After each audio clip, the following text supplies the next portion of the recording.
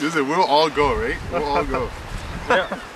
Take it down, right? All right. together. Assalamu alaikum wa rahmatullahi wa barakatuh. So I'm here with my brothers, mashallah, brother Ibraheem, brother Majed, and brother Talib, and myself, standing beside this cliff here, alhamdulillah. And today we're going to talk about Dawah, and basically calling others to Islam and encouraging Muslims to participate in this and go out and get the rewards from God and tell people about Islam. Yeah, we want to encourage everyone to make da'wah, because this is what the Prophet Muhammad used to do, and this is what all the Prophet used to do.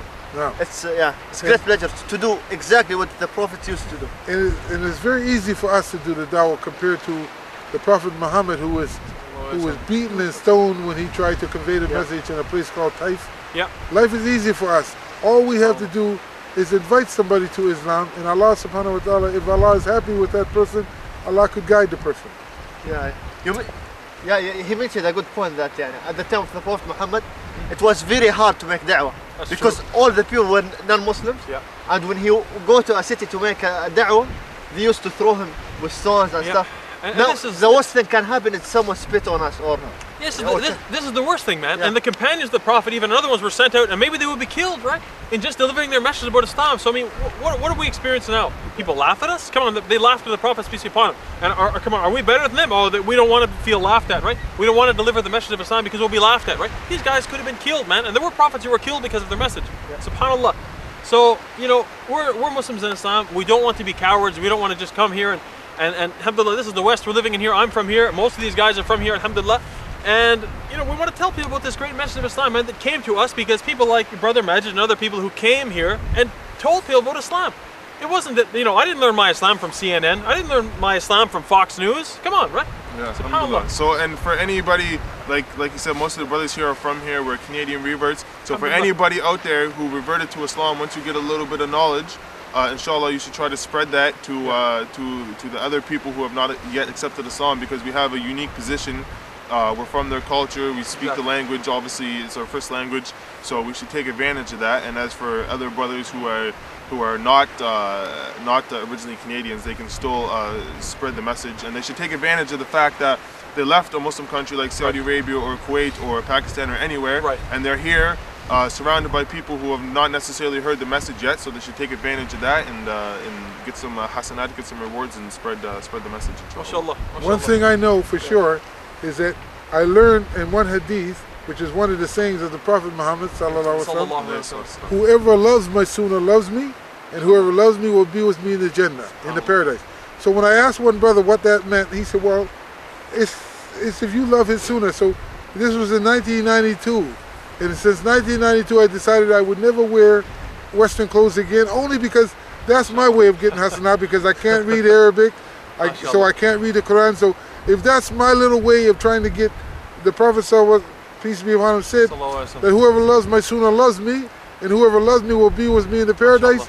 This is my only intention for wearing the sunnah of the Prophet Muhammad. So inshallah, we can take from that while somebody's making da'wah, inshallah, that you can make da'wah in many ways. We're here in Newfoundland. We came from Nova Scotia to just invite some of the non-Muslims to Islam. But wherever you're at, you can do that in simple ways. Either by just, as you said, wearing the sunnah, wearing clothes that identify you as a Muslim, so people will see you and recognize that, and they may ask you questions.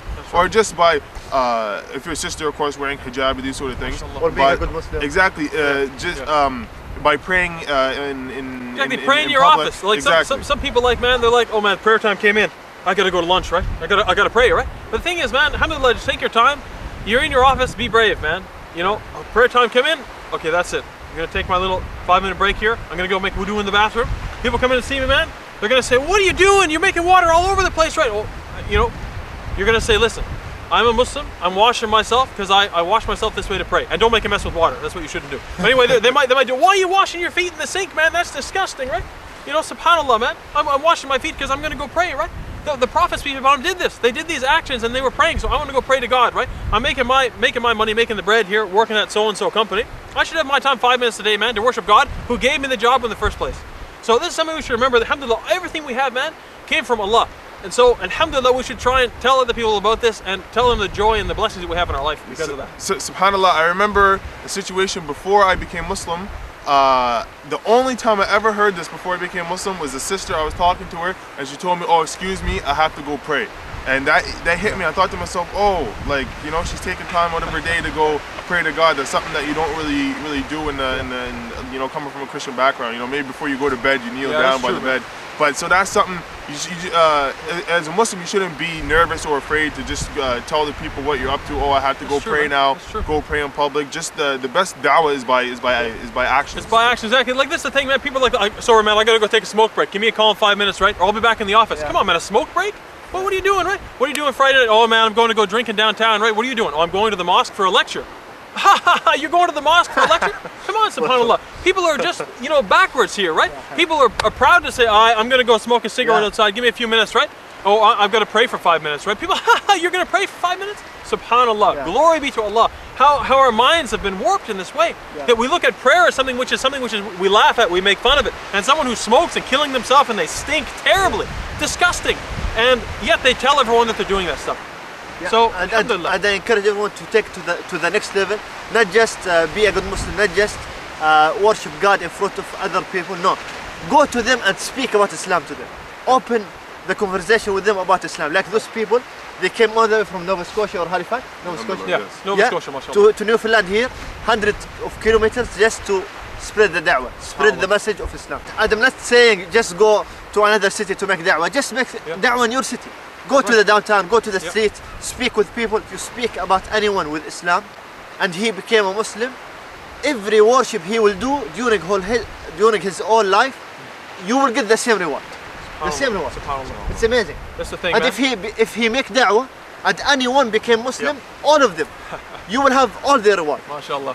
And everyone still gets reward. You don't suck it from anyone else or take it from anyone else, and Allah is going to inshallah multiply this reward even more. Yeah. So this is the benefit of doing da'wah, telling people about Islam, you know, going for the sake of Allah alone. These guys aren't here to show off, oh hey Abdulaziz, we came to visit you, man, to give you some lobsters, right? You know, this is not the reason these guys came here, right? Alhamdulillah, they came only for the sake of Allah, to get good deeds from Allah and to be forgiven by Allah on the Day of Judgment, and inshallah be in paradise. And inshallah that's where we're going to gather again in paradise. After this life is over, we're going to be in paradise. Ask Allah subhanahu wa ta'ala to accept our deeds and forgive us from all our sins. Ameen, ameen. So that's our short video, man. We want to tell you guys a little bit about Islam, alhamdulillah. Jazakallah khair for the brothers here, being here and visiting us and talking about Islam, alhamdulillah. And assalamu alaikum wa rahmatullahi wa barakatuh.